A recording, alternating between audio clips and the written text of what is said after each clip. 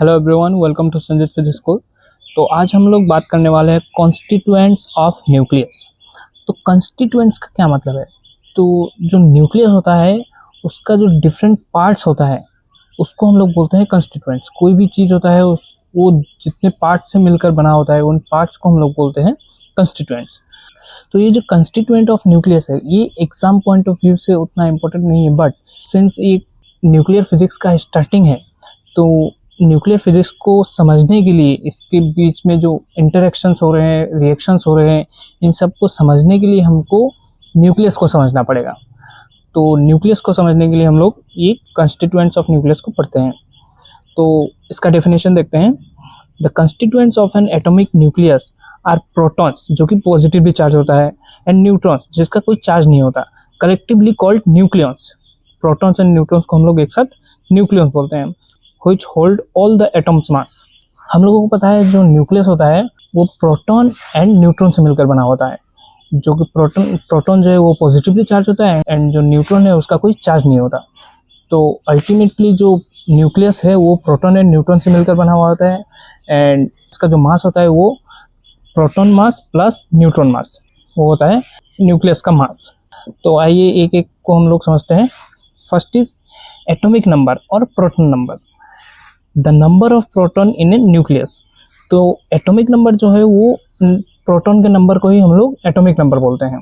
तो लाइक जैसे हाइड्रोजन हो गया, हीलियम हो गया, तो हाइड्रोजन का प्रोटॉन एक है तो इसका एटॉमिक नंबर भी एक है। Now the atomic number is also the number of orbital electrons in an atom.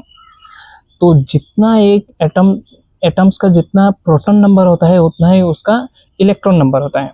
एक एटम का जितना प्रोटॉन नंबर होता है उतना ही उसका इलेक्ट्रॉन नंबर होता है, जो कि ऑर्बिट में घूमता रहता है। तो ये दोनों इक्वल क्यों होते हैं?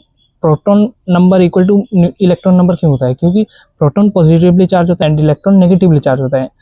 तो ये दोनों पॉजिटिव एंड नेगेटिव मिलकर एक एटम को न्यूट्रल रखते हैं, स्टेबल रखते हैं।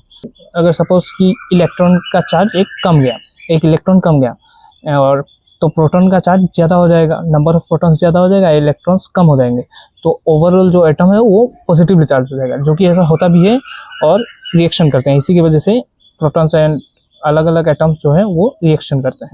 Now second is neutron number, जिसको हम लोग एन से डिनोट करते हैं। प्रोटॉन नंबर को हम लोग प्रोटॉन नंबर या फिर एटॉमिक नंबर इसको हम लोग जेड से डिनोट करते हैं एंड न्यूट्रॉन नंबर को एन से डिनोट करते हैं। तो न्यूट्रॉन नंबर क्या है कि the number of neutrons in A nucleus.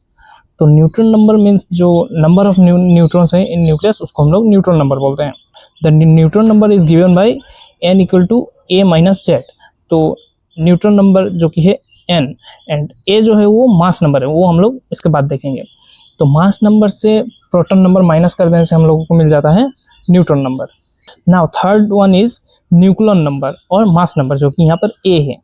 तो जो मास नंबर है वो क्या है कि जो नंबर ऑफ प्रोटॉन है प्लस नंबर ऑफ न्यूट्रॉन, यहाँ पर है a equal to Z plus N, जो कि number of proton equal to number of proton plus number of neutron.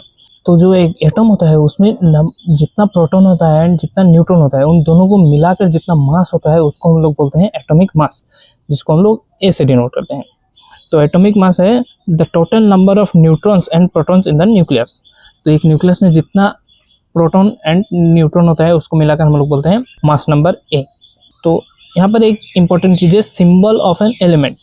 एक एलिमेंट जब शो होता है, हम लोग नॉर्मली न्यूक्लियर फिजिक्स में कोई भी एलिमेंट्स लिखते हैं, लाइक यहाँ पर है यूरेनियम। तो कोई भी अगर एलिमेंट अगर ई लिखा हुआ है, एच लिखा हुआ है, कुछ भी अगर लिखा हुआ है तो उसके आसपास कुछ नंबर्स होते हैं। तो ये सब नंबर्स क्या है? जैसे यहाँ पर यू है तो यहाँ पर 235 है, 92 है, 143, ये सब क्या है? इसको समझने के लिए हमको ये वाला चीज़ समझना पड़ेगा। तो सपोज एक्स यहाँ पर कोई भी एक एलिमेंट है, लाइक यहाँ पर यू है, तो यहाँ पर जो नंबर होता है वो होता है atom mass number A, mass number. तो यहाँ पर जो ये 235 है वो है इसका मास नंबर, जो कि है ए। एंड राइट साइड में नीचे जो लिखा हुआ होता है वो होता है न्यूट्रॉन नंबर, जो कि इसका न्यूट्रॉन का नंबर होता है। तो यहाँ पर यूरेनियम जो है उसका न्यूट्रॉन नंबर है 143 एंड ये होता है Z, लेफ्ट साइड नीचे होता है एटॉमिक नंबर, जो कि यहाँ पर है 92। तो अल्टीमेटली कोई भी एलिमेंट यहाँ पर जैसे यूरेनियम है तो ये है इसका मास नंबर, ये है इसका न्यूट्रॉन नंबर एंड ये है इसका atomic number. And now another important thing is the element name और chemical symbol is followed by mass number.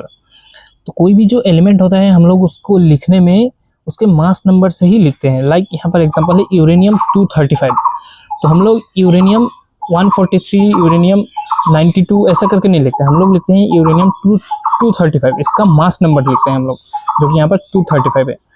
तो अलग अलग ऐसे ही एलिमेंट्स को हम लोग लिखते हैं, जैसे यूरेनियम 235, यूरेनियम 238 और ऐसे ही बहुत सारा एलिमेंट्स। तो यही था constituents of nucleus. I hope you all understand. तो इस वीडियो के लिए इतना ही, थैंक यू।